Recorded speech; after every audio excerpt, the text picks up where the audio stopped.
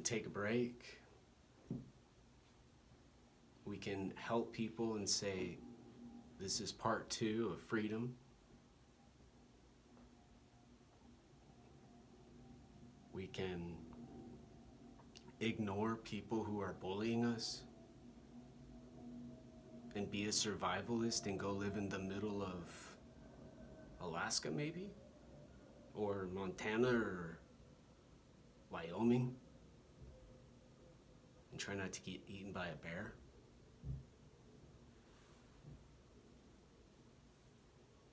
But what I'm saying with these older history memories and these cultures of knowledge and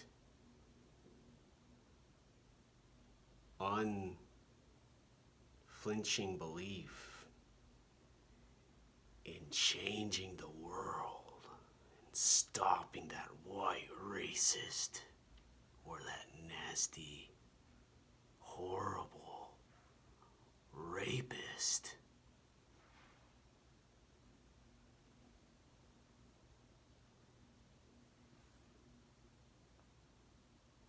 Didn't have an example in front of them and don't have the courage to understand the example in front of them, the video camera. And most importantly, the smartphone, the computer, the internet.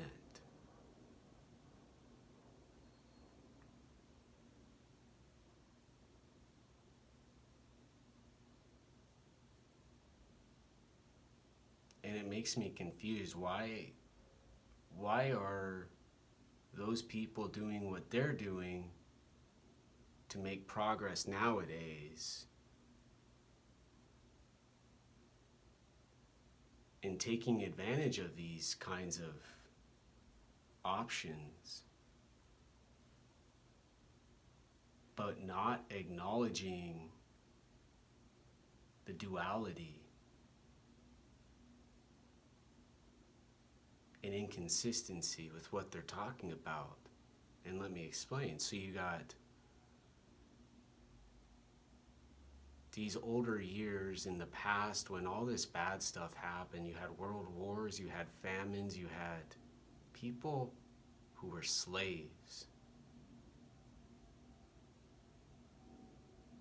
And they had to communicate with letters. They had to communicate and talk to each other with words. They didn't have University of Washington Library where you could get a card, where you can get a card to check out a book for $100 a year and not pay any tuition. Get a PhD if you want. All you gotta do is write it and submit it.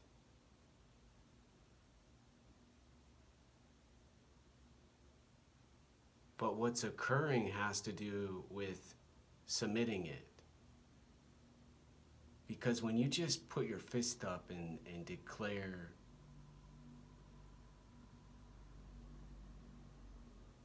the knowledge of freedom and aren't willing to go and finish the accomplishment and maybe go to class and maybe get accredited by the university you submitted it to,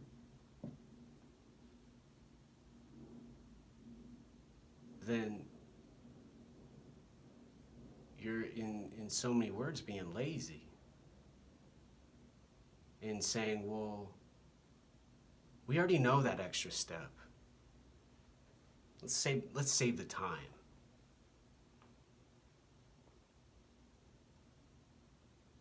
So then you have a time by these people that travels. It's not linear.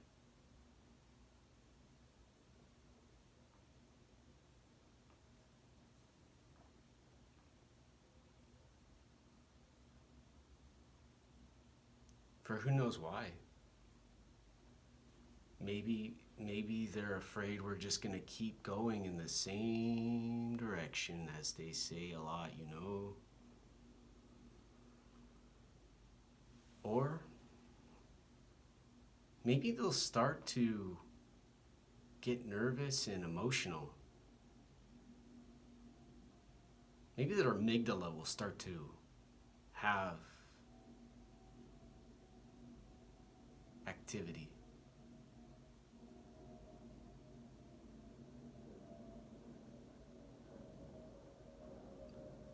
And then when these people succeed, and when other people like them succeed,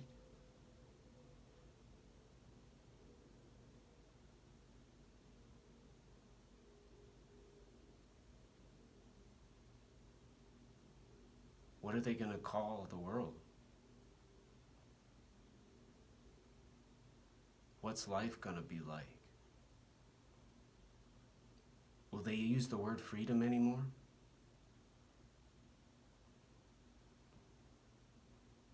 Have they ever considered the actual anatomy and physiology of what they're talking about? And the limitations of the freedom?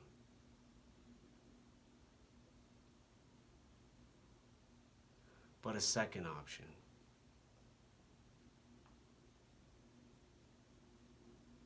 Traditions and still cultures. Those are important, I think, for communities and people to have conscious, exciting, happy lives like Tibet. They didn't lose their culture, and they didn't cry. They didn't cry and get mad. They got to a safe place. And then they went here to America, to the United States of America. And they're starting over, essentially. But with climate change and people being displaced and huge amounts of immigration occurring, and then limits like I have with 15 minutes to make a video, or 12 or so with my camera's limits, there can't be this infinite speculation that keeps happening with, I mean, people can do what they want, so it's not that it can't. It's that what they're making infinite can be analyzed in this amount, taken, and then placed over here, and then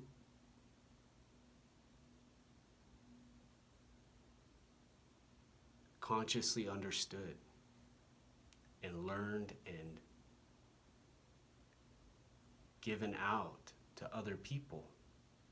They used to call it the Bible long time ago. They used to call it the Quran long time ago, and they still do. But the freedom has nothing to do with the rules, the practices, the rituals.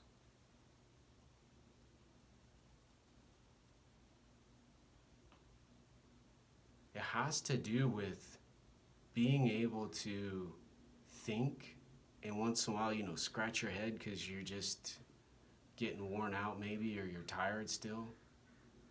For me, it's my eyes are sore,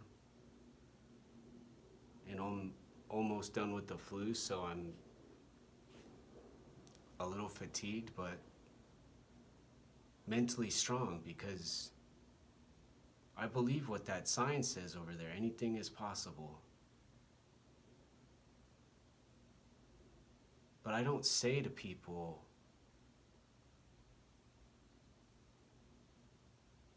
everything is possible.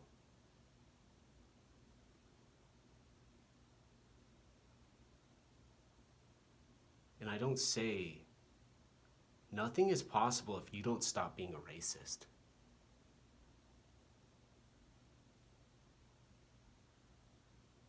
And I'm not going to talk to you anymore if you don't start to behave a little bit better and do what I'm saying.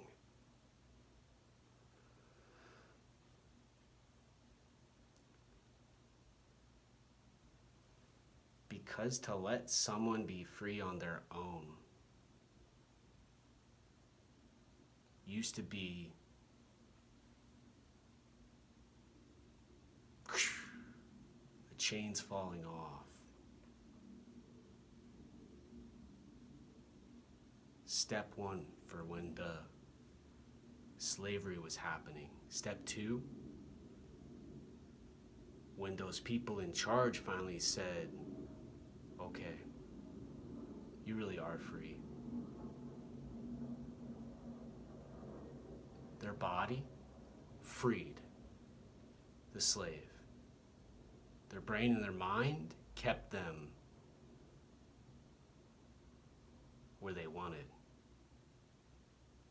The captors where they want the slave, who's not chained up anymore, but still dangerous because they might cause an emotion and freak them out.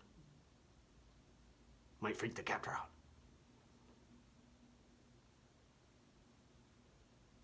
The brain and the mind free. You use the bathroom where you want. You eat dinner where you want. Play some jazz when you want.